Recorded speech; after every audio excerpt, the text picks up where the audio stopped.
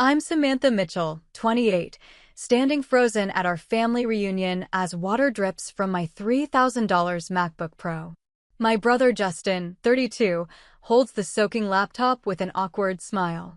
"Oh, sorry, I accidentally dropped your laptop in the pool," he says with a shrug. 3 years of freelance design work, my entire portfolio, and the project due Monday, all destroyed in seconds. The worst part? The look in his eyes tells me this was no accident. If you're watching this, let me know where you're from in the comments and hit that subscribe button to see how I handled this devastating betrayal from my own brother.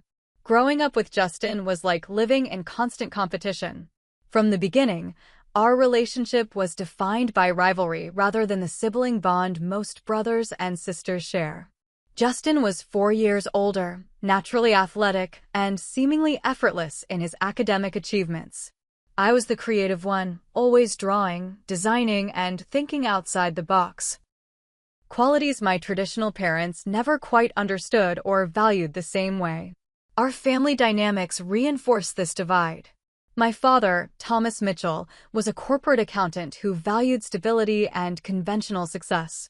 My mother, Diane, though more nurturing, ultimately deferred to my father's opinions on what constituted real achievement. When Justin followed my father's path into business administration, their pride was palpable.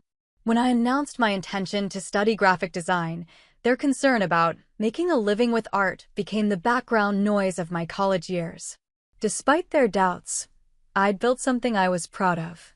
After college, I worked at a design agency for 3 years, building skills and connections before taking the leap into freelance work. The first year was brutal. Inconsistent clients, ramen noodle dinners, and doubts that echoed my parents' warnings. But slowly, I built a reputation for clean, innovative designs that blended artistic vision with commercial appeal. By my third year freelancing, I had steady clients, a waiting list for new projects, and income that actually surpassed my brother's middle management salary, though I'd never point that out to my family. My MacBook Pro was the center of my business universe. It wasn't just a laptop, it was the culmination of every all-nighter, every skipped vacation, every penny saved.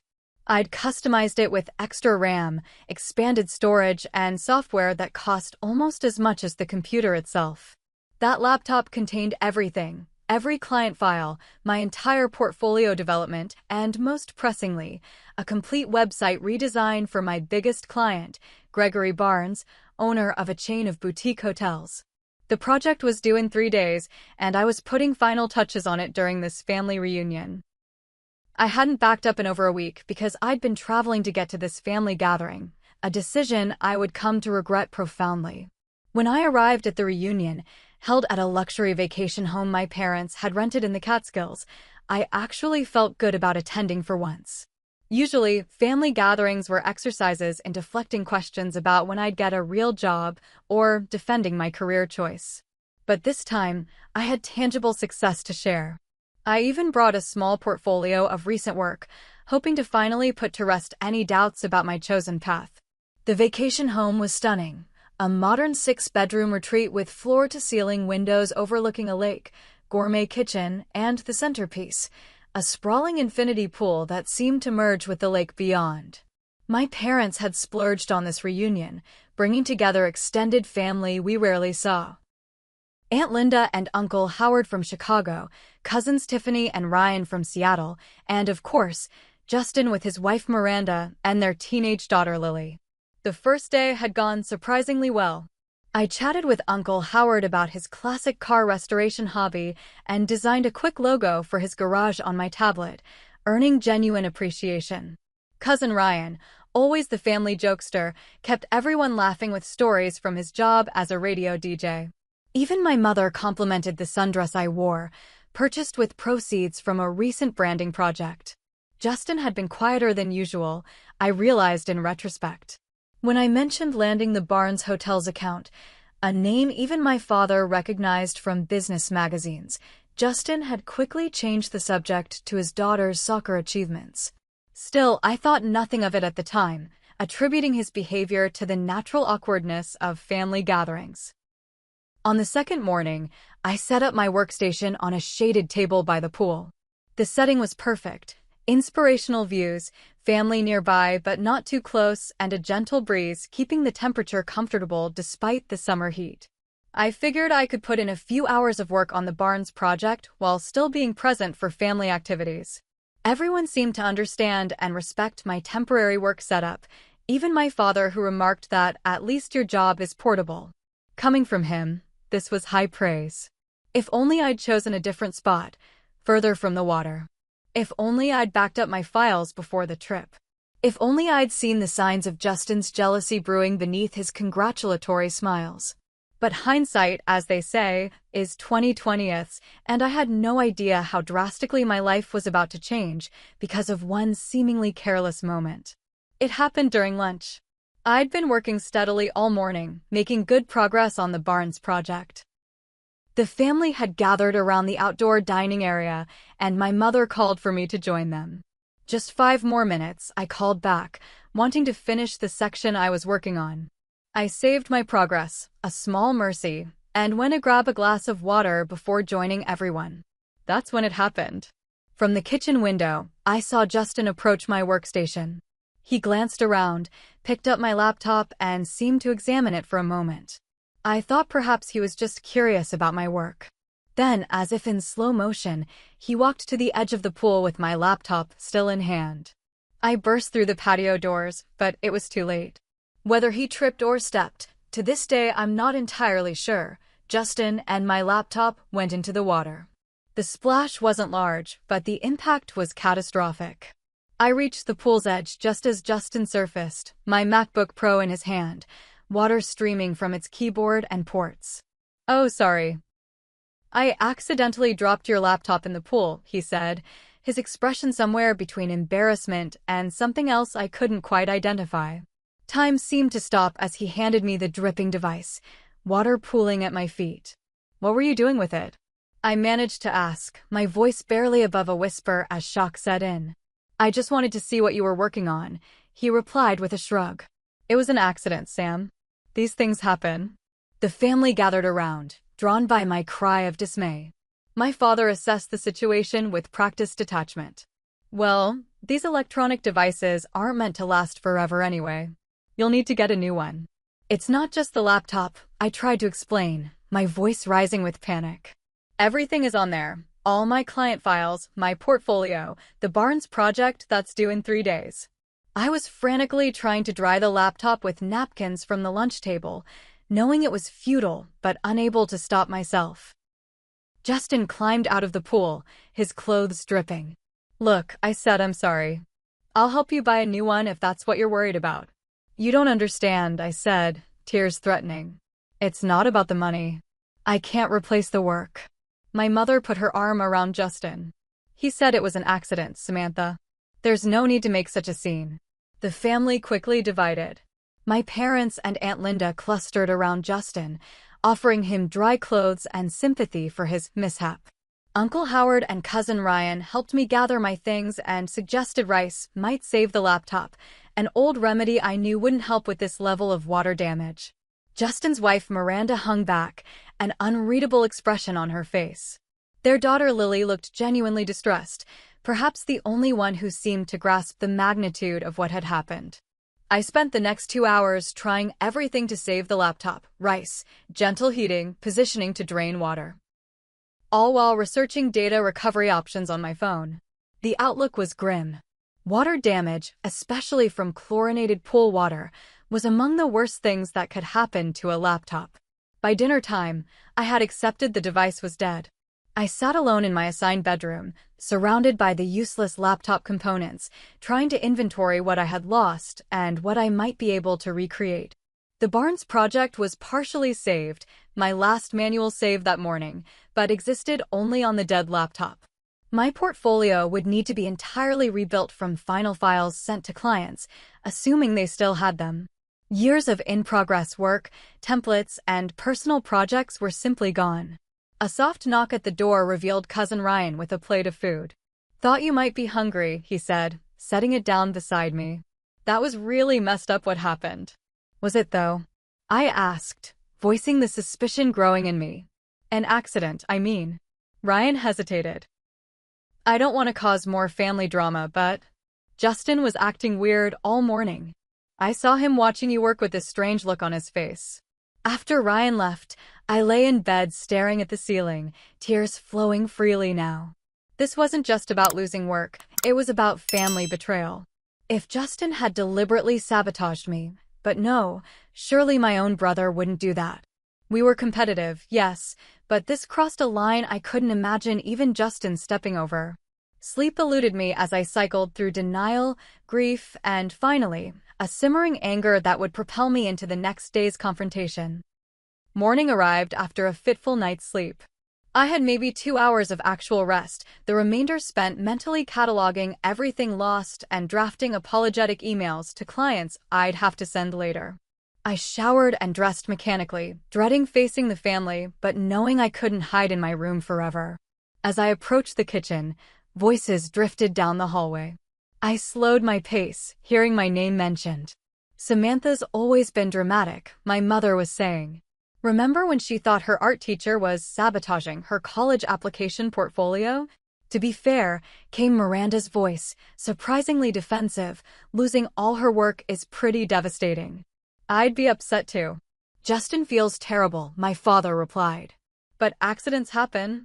She's making him feel worse by overreacting. I entered the kitchen, and the conversation halted abruptly. My mother busied herself with coffee. My father nodded a curt good morning before returning to his newspaper. Miranda at least had the grace to look uncomfortable. Justin was sitting at the island counter, scrolling through his phone. He glanced up as I entered, but quickly returned to his screen. I poured myself coffee in silence, the weight of unspoken words making the air heavy.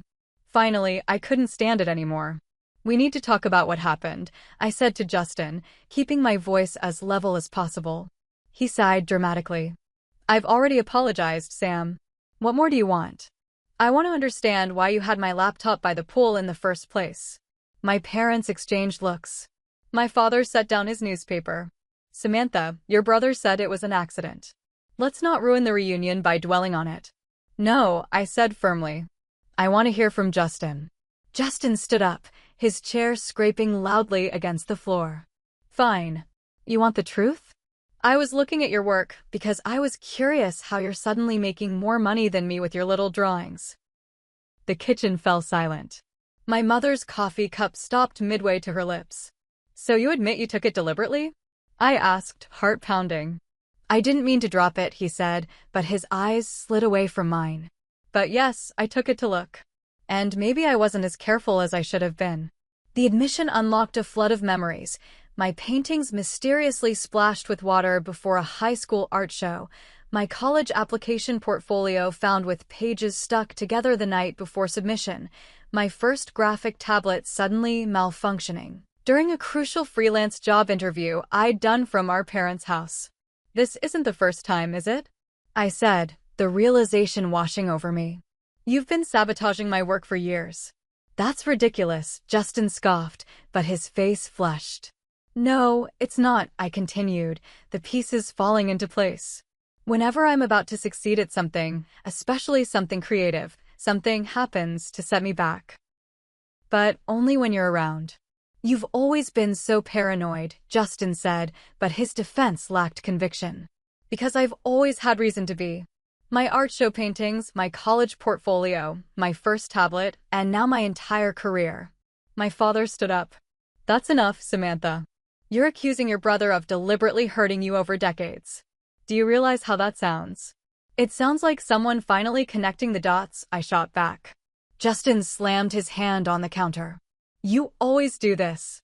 Turn yourself into the victim when things don't go your way. You've been doing it since we were kids.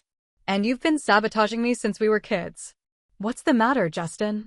Can't stand that your artsy little sister might actually be successful at something. Successful, he laughed, but there was no humor in it. You live in a tiny apartment and draw pictures for a living. Meanwhile, I have actual responsibilities. A mortgage, a family to support, a real career with people counting on me.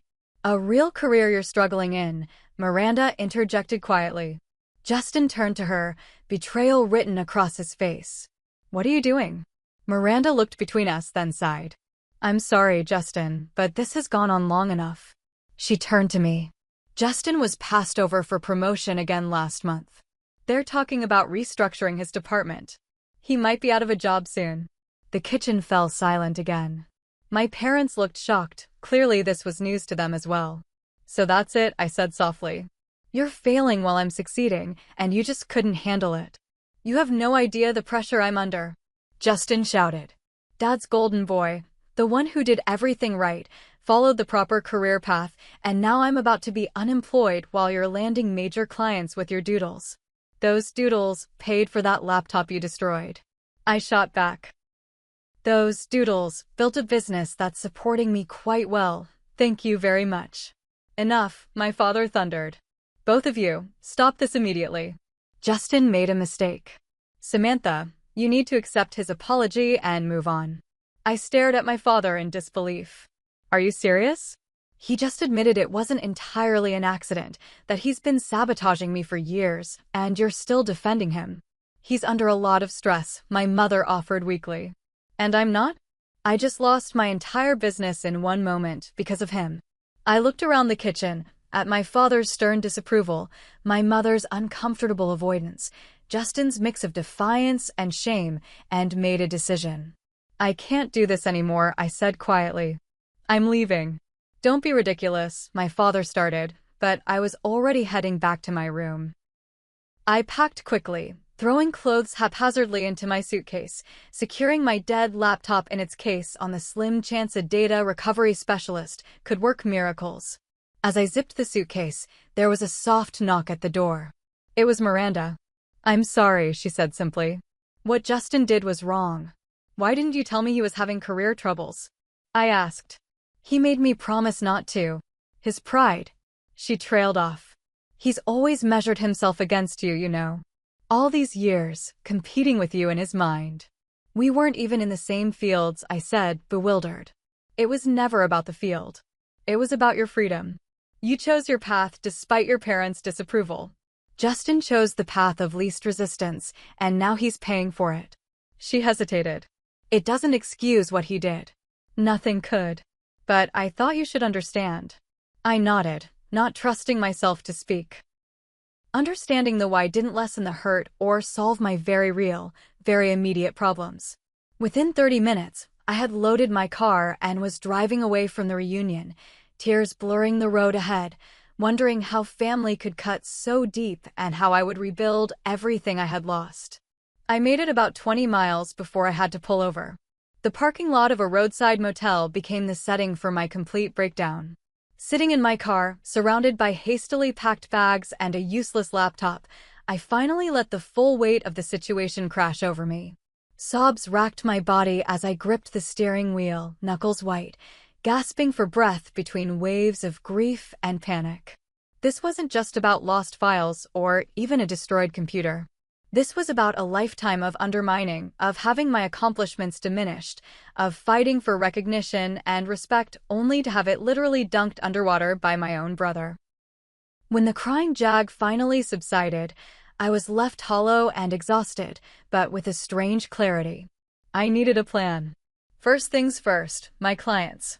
With shaking hands, I pulled out my phone and started making the hardest professional calls of my life. "Mr. Barnes, this is Samantha Mitchell," I said when my biggest client answered. "I'm calling because there's been an incident with your project." His response was about what I expected, initial concern turning to barely concealed frustration as I explained the situation without throwing my family under the bus. "So you're telling me the website won't be ready by Monday?" he clarified, his voice cooling several degrees. "I'm going to do everything in my power to deliver," I promised, though I had no idea how I'd make good on those words. I had saved that morning, so not everything is lost. "If you could just give me a few extra days, Dash." "Samantha," he interrupted, "this launch is coordinated with a major promotional campaign. The deadline isn't flexible." There was a pause. "If you can't deliver by Monday, I'll need to engage another designer to finish the project." The call ended with a tentative extension until Tuesday morning, barely 24 additional hours, and the clear understanding that failure to deliver would mean losing not just this project, but the entire Barnes Hotel's account, which represented nearly 40% of my annual income. Similar conversations with other clients followed. Some were understanding, others less so. By the time I finished the last call, I had a clear picture of what was at stake. If I couldn't recover or recreate the lost work quickly, my freelance business would take a hit it might not recover from. With renewed determination fueled by desperation, I checked into the roadside motel. The room was basic but clean, with decent Wi-Fi, my new office for the foreseeable future. I searched for the nearest tech services and found Marcus Wilson's data recovery solutions about 40 minutes away. A phone call confirmed he could see me immediately. Marcus's shop was sandwiched between a laundromat and a taco stand in a strip mall. The man himself defied my expectations, not the grizzled tech nerd I'd imagined, but a sharp-eyed professional in his 30s who immediately grasped the severity of my situation. "Pool water is challenging," he said, examining my laptop. "The chlorine is corrosive to the components." He looked up at me, his expression serious. "I'll be straight with you. Chances are slim, and it won't be cheap. We're looking at a minimum of $2,000, and I can't guarantee results." $2,000 I didn't have, for a chance at recovery that might not work. But what choice did I have? "How long will it take?" I asked. "Best case, 48 hours. But that's just for assessment. Actual recovery, if possible, could take longer." That timeline wouldn't work for the Barnes deadline. "I need the Barnes Hotel's files by tomorrow night at the latest," I explained. Marcus hesitated. "I can prioritize searching for specific files, but it increases the risk to other data." "Do it," I said without hesitation. "Those files are the immediate priority." As I drove back to the motel, the magnitude of what I was facing fully hit me. Even if Marcus worked miracles with the Barnes files, I had lost so much more. Years of portfolio development, templates I'd refined over time, process documents, and client history.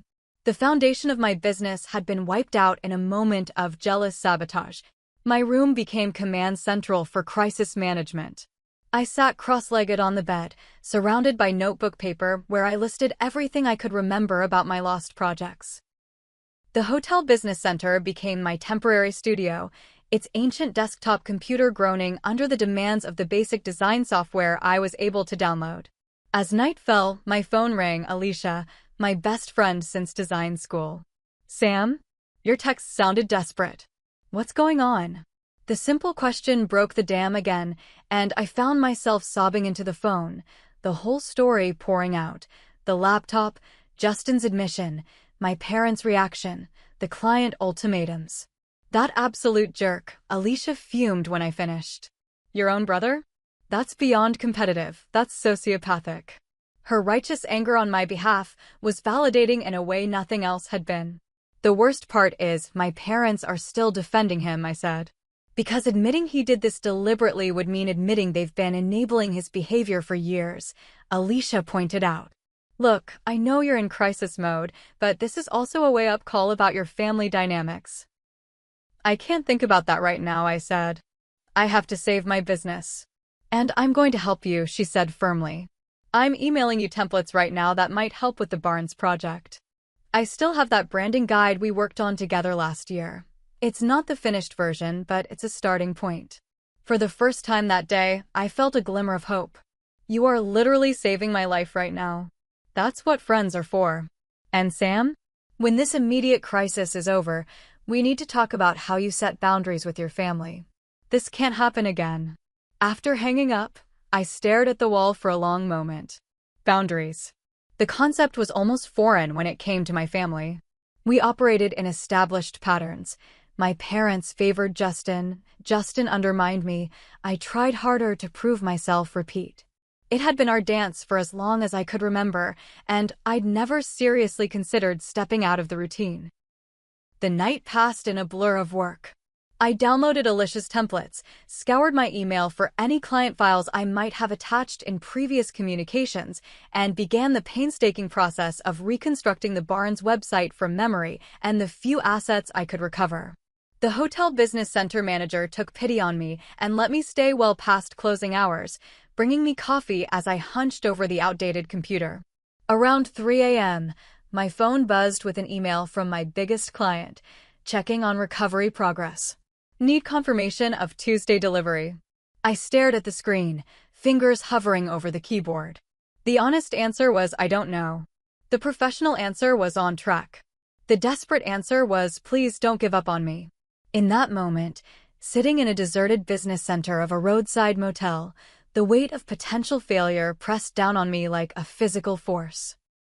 Everything I'd worked for, all the nights and weekends sacrificed to build my business, the pride I'd finally started to feel in my accomplishments, all of it hanging by the thinnest thread because my brother couldn't stand to see me succeed.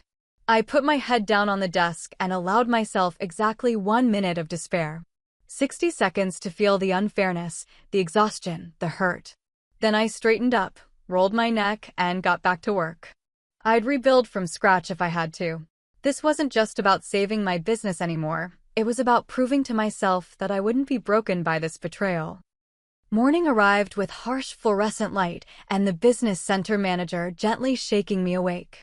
I'd fallen asleep at the computer, my neck bent at an awkward angle that promised pain later. The screen showed my partial reconstruction of the Barnes website, nowhere near complete, but a framework at least. You should get some proper rest, the manager said kindly. You've been at this all night. I nodded gratefully, saved my work, and stumbled back to my room. After a hot shower that did little to ease my exhaustion, I collapsed on the bed but found sleep impossible. My mind raced with everything still left to do, the ticking clock of the deadline, and underneath it all, the raw wound of family betrayal. Staring at the ceiling, a strange calm gradually replaced my panic. I'd been here before, not this exact situation, but similar crossroads where something I'd worked for was jeopardized. The art show in high school, the college application, the first big client interview. Each time, I'd found a way forward, often creating something better than my original work in the process. The pattern was clear now: obstacle, adaptation, growth. It was the story of my creative career and perhaps my life. Each setback had ultimately pushed me to develop new skills, approaches, and resilience. This disaster was just another chapter, albeit a particularly painful one. My phone chimed with an unknown number. Expecting another client checking in, I answered professionally despite my exhaustion. "Is this Samantha Mitchell?" a young female voice asked. "Yes, who's this?" "It's Lily, your niece." I sat up, immediately alert. "Lily? Is everything okay?" "Yes." "Well, no. I mean, I'm fine, but what Dad did to you isn't fine." Her voice was low, as if she was trying not to be overheard. "Everyone's being weird about it, like they're pretending it didn't happen or wasn't a big deal." "I appreciate you saying that," I said carefully, unsure where this conversation was going. "The thing is," Lily continued, "I might be able to help. I know about your work because, well, I follow your design blog. I want to be a designer too, but Dad and Grandpa don't take it seriously." This was news to me. I knew Lily was artistic, she'd always enjoyed drawing, but I had no idea she followed my professional work or harbored design aspirations. Anyway, she rushed on, "Last time we visited your apartment, I saw you working on your laptop, and you showed me how you back up your files to the cloud. Remember?" A faint memory surfaced, Lily asking about my workflow while I explained the importance of backups. Had I?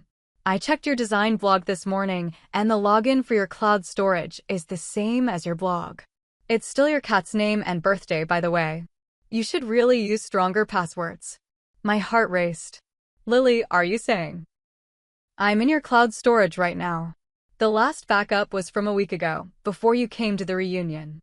It doesn't have everything, but it has older versions of your projects, including something called Barnes_Hotels_V3. I nearly dropped the phone. "Lily, you are absolutely amazing." "I'm emailing you the files now," she said, a smile evident in her voice. "And Sam? I'm really sorry about what Dad did. How did you even think to check this?" I asked, still stunned by this unexpected lifeline. "Because I pay attention," she said simply. "I've been watching you build your design career for years.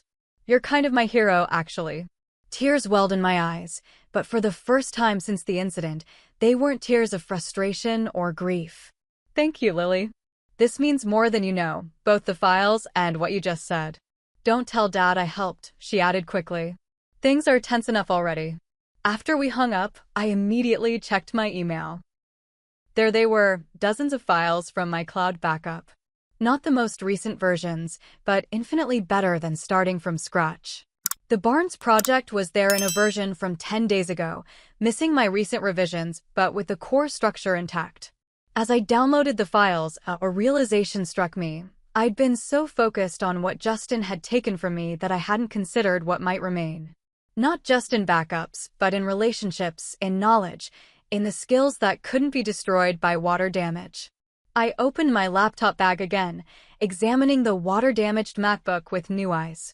Even if Marcus couldn't recover the data, the experience that created those files remained intact. The skills that built my business couldn't be dropped in a pool. And apparently, I had made enough of an impression on my niece that she saw me as a role model, something I had never suspected. My phone buzzed again. Marcus from Data Recovery. Ms. Mitchell? I have mixed news. The logic board is severely corroded from the chlorine, but the solid-state drive is partially readable. I can probably recover about 60% of your data. That's fantastic, I exclaimed, knowing that combined with Lily's cloud backup, I could reconstruct most of my work. Don't celebrate yet, Marcus cautioned. The Barnes files specifically, they were in an active directory that took the worst damage. I'm still working on them, but no promises. Even this news couldn't dampen my newfound determination.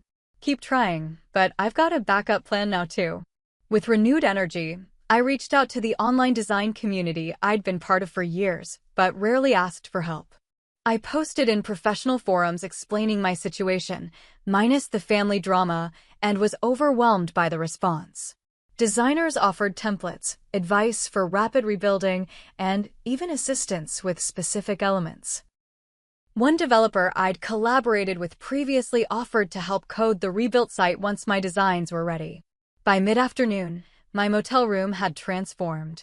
The bed was covered with printouts of website sections, color swatches, and notes. My phone continuously buzzed with notifications from helpful colleagues.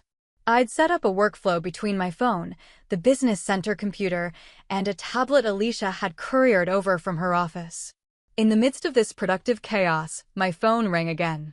My mother.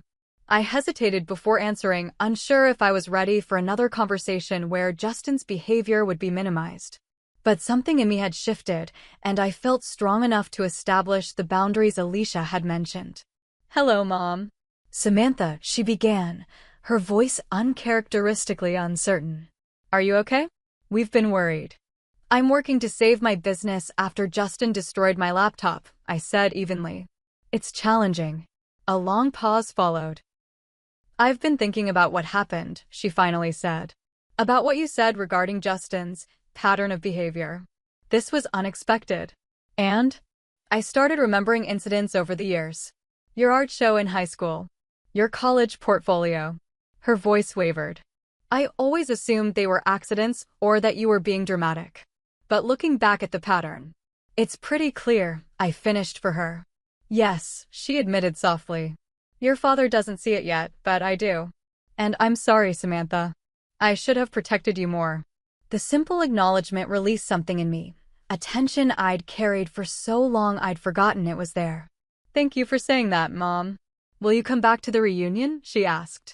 We can talk more in person. I considered the work spread around me, the deadline looming, and the emotional energy another family confrontation would require. I can't right now. I have to focus on saving what Justin tried to destroy. But maybe in a few days, when this crisis is managed, we could talk. Really talk. I'd like that, she said. And Samantha? I'm proud of you. I don't think I've said that enough about your career choice, but I am. After hanging up, I sat in silence for a moment, absorbing what had just happened. My mother had acknowledged the truth and apologized, something I'd never expected. It wasn't a complete resolution, but it was a beginning. With this unexpected emotional boost, I dove back into work with even greater determination. The Barnes website began taking shape, different from my original design in some ways, but in others, actually improved. Without the constraints of the previous version, I found myself taking creative risks I might have otherwise avoided. By evening, Marcus called with his final verdict. About 40% of my data was recoverable, including fragments of the Barnes project, but not enough to be immediately useful.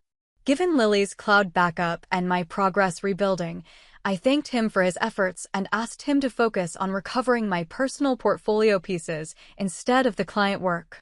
That night, exhausted but hopeful, I fell into a deep sleep for the first time since the incident. The crisis wasn't over, but I could see a path forward now, not just for the immediate deadline, but for redefining my relationship with my family. Sometimes, it seemed, you had to lose something to gain perspective on what truly mattered. After 2 more days of intensive work, fueled by coffee and determination, I had a functional version of the Barnes website ready for review. It wasn't identical to my original design. That would have been impossible, but in some ways, it was better. More streamlined, with innovative solutions born from necessity. When I emailed it to Gregory Barnes with hours to spare before the Tuesday deadline, his response was surprisingly positive, different from what we discussed, but I actually prefer this approach for the booking system. How soon can we implement? Relief washed over me. The immediate crisis was averted. My largest client was satisfied, and based on responses from others I'd contacted, my business would survive. I had lost data and would need months to fully rebuild my portfolio, but the foundation remained intact. With the professional emergency handled, I finally had mental space to address the personal one. After a long internal debate, I decided to return to the family reunion for its final day. Not for Justin's sake, but for my own closure, for my budding mentor relationship with Lily, and for the conversation my mother had begun. The drive back to the vacation house was tense, my hands gripping the steering wheel too tightly as I rehearsed what I would say. No more brushing things under the rug. No more accepting undermining behavior. No more diminishing myself to keep the peace. When I arrived, the atmosphere was subdued. My parents greeted me with obvious relief, my father awkwardly patting my shoulder in what passed for affection from him. Aunt Linda and Uncle Howard made a point of asking about my business recovery efforts, showing more interest in my work than they had in years. Cousin Ryan gave me a supportive thumbs up from across the room. Justin was noticeably absent at first. I found him alone on the back patio, staring at the pool, the scene of the crime. "We need to talk," I said, taking a seat across from him. He looked up, his expression unreadable. "I figured you'd never want to speak to me again." I considered that option, I admitted. But we're family, for better or worse. And this pattern between us needs to end. Justin nodded slightly, eyes returning to the water. "I've been talking to Miranda. And a therapist, actually. 2 sessions so far." This surprised me. Justin had always dismissed therapy as for people with real problems. "Good," I said simply. "I keep trying to understand why I did it," he continued. "The therapist says it's about insecurity and comparative success, but that sounds like psychobabble excuses. What do you think it was about?" I pressed. He was quiet for a long moment. "Jealousy," he finally said, the words seemingly difficult to push out. "You chose what you wanted and succeeded despite everyone saying you wouldn't. I chose what was expected and feel trapped.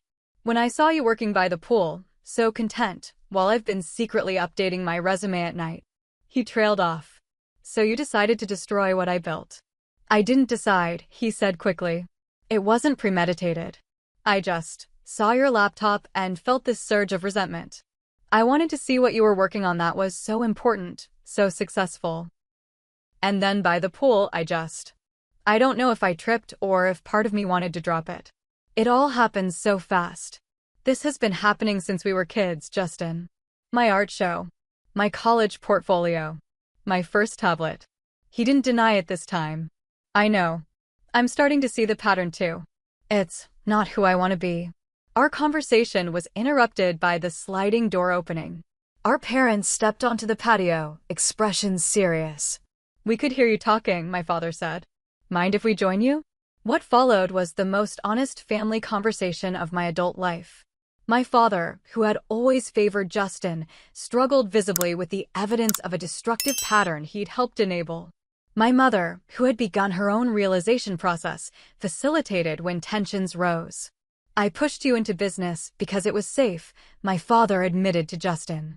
"And I discouraged your interest in design," he said to me, "for the same reason.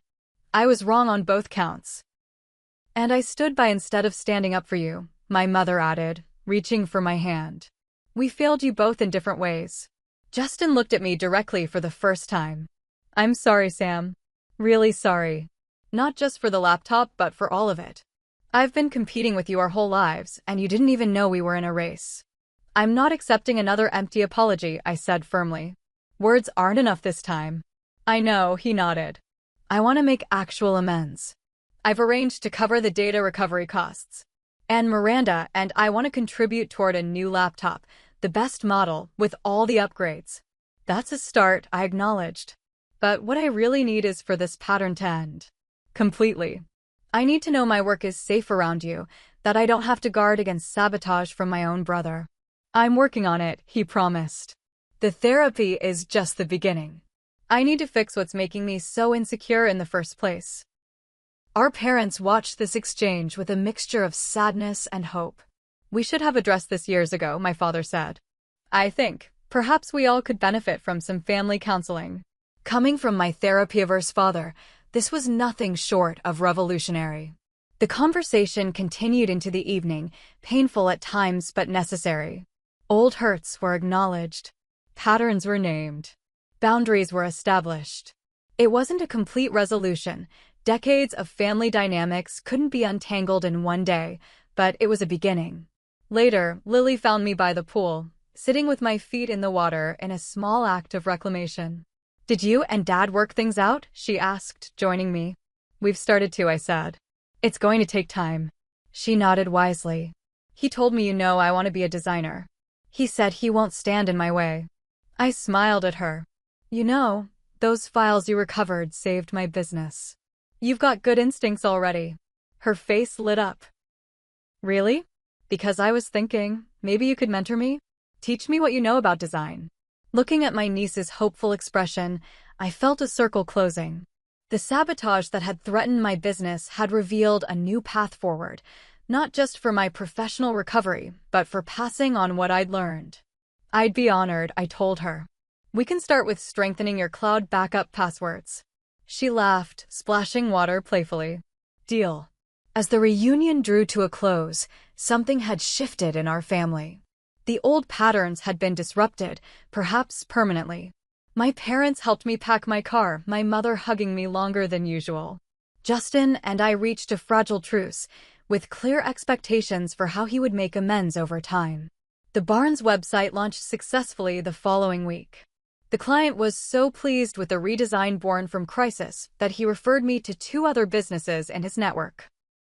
The data recovery specialist managed to salvage most of my portfolio pieces eventually. And Lily and I began weekly design mentoring sessions via video chat. 6 months later, looking back on what had seemed like a catastrophe, I could see how that moment by the pool had become a turning point rather than an ending.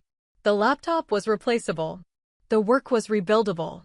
But the honest confrontation and resolution that followed might never have happened without the crisis that forced it. Sometimes losing everything temporarily helps you gain perspective permanently.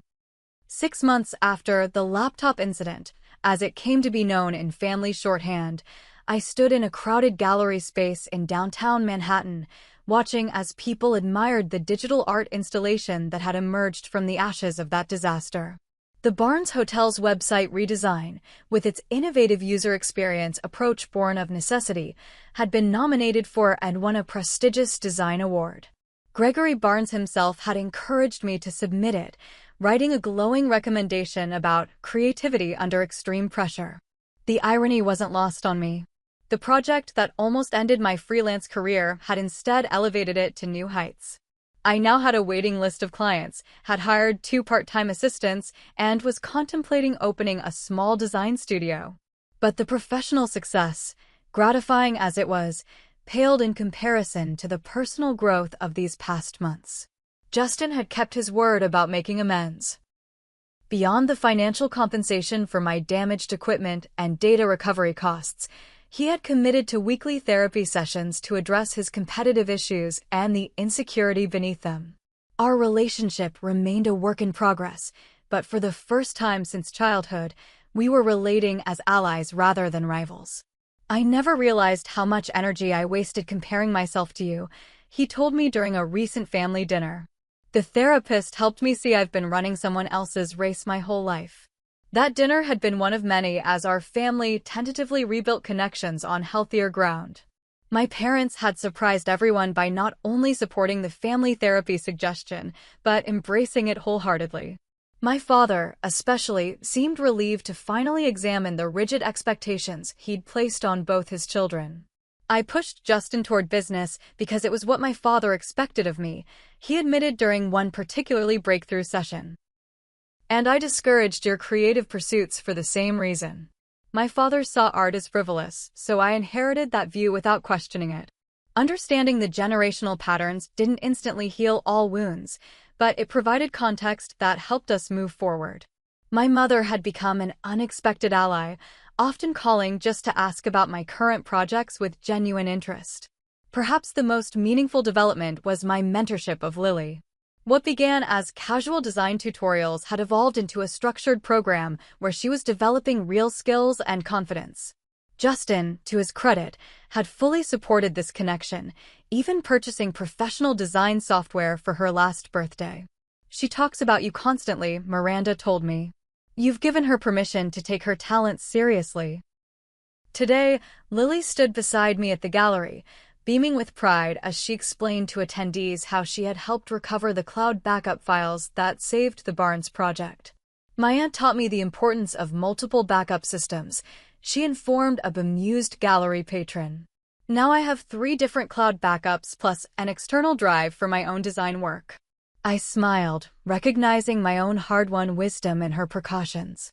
"She's already more organized than I was at twice her age," I told the patron.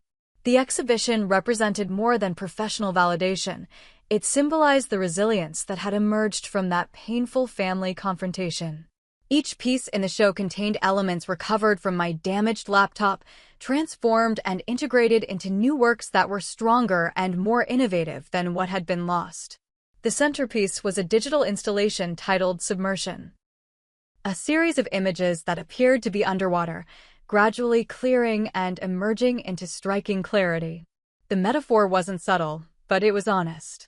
As the evening wound down, I found myself standing by the installation with Justin, who had flown in specifically for the opening. "It's remarkable," he said, watching the images transform. "You took something I destroyed and made it into art." "That's what designers do," I replied. "We solve problems creatively. Sometimes the biggest obstacles lead to the best solutions." He nodded thoughtfully. "I've been thinking about that a lot lately. About how to apply that principle to my own life." Justin had recently taken a bold step, leaving his corporate position to start a small business consulting firm.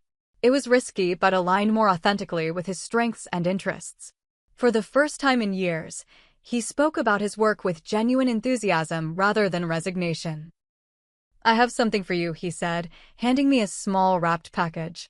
Inside was a custom thumb drive in the shape of a swimming pool, complete with a tiny diving board. Despite everything, I laughed. "Too soon?" he asked, a tentative smile forming. "Actually, it's perfect," I said. A reminder of how far we've come. And we had come far. The journey from that devastating moment by the pool to this gallery opening hadn't been easy or straightforward. There had been setbacks, tense family gatherings where old patterns threatened to reemerge, moments of doubt about whether true change was possible, late-night questioning of whether forgiveness was deserved. But I had discovered something valuable through it all. Boundaries weren't walls, but foundations. By clearly defining what was acceptable in our family relationships, by requiring accountability rather than accepting hollow apologies, I had created space for authentic connection to grow. My business practices reflected this lesson as well. I now had meticulous backup systems, clear client contracts with contingency clauses, and a work-life balance that prevented the kind of all-or-nothing crisis the laptop incident had created. I had turned a painful lesson into professional wisdom. As the gallery began to empty, my parents approached, my father uncharacteristically emotional as he surveyed the exhibition. "I always thought success looked a certain way," he said quietly. "I never imagined this. Never imagined you could build something so meaningful from your art." Coming from him, this was profound recognition. Later that night, after the celebration dinner, I returned to my apartment and sat at my desk, running my fingers over my new laptop, the replacement Justin had helped purchase. I opened my design blog and began typing a post I had been contemplating for weeks. 6 months ago, I lost everything when my laptop was dropped in a pool. What followed was a journey through loss, betrayal, forgiveness, and ultimately, growth. I've received many messages asking how I recovered professionally from such a devastating setback. But the real story isn't about data recovery or emergency client management, though I'll share those practical tips too. It's about how sometimes losing what seems most important helps you discover what truly is. I paused, reflecting on the transformation these months had brought. The laptop incident, painful as it was, had forced a long-overdue confrontation with destructive family patterns. It had revealed Lily's admiration and interest in design, creating a mentorship opportunity that brought me unexpected joy. It had even, ironically, elevated my design career through the innovative solutions born of necessity. None of these positive outcomes excused Justin's actions that day by the pool. But I had learned that healing didn't require perfection. Just honesty, accountability, and the courage to break harmful patterns. I finished the blog post with the same words I had shared with Justin at the gallery. Sometimes the biggest obstacles lead to the best solutions. In design and in life, resilience isn't about avoiding disruption, but about how you transform and grow through it. As I closed my laptop, safely away from any water, I felt a sense of completion. The circle that began with that devastating moment by the pool had closed, not by returning to where it started, but by spiraling upward to a new beginning. Have you ever experienced a betrayal that ultimately led to unexpected growth? I'd love to hear your stories in the comments below. Don't forget to like this video if you found value in my journey, subscribe for more real-life stories about overcoming challenges, and share with someone who might be struggling with family conflict or professional setbacks. Thank you for watching, and remember, sometimes what feels like your breaking point can become your breakthrough moment.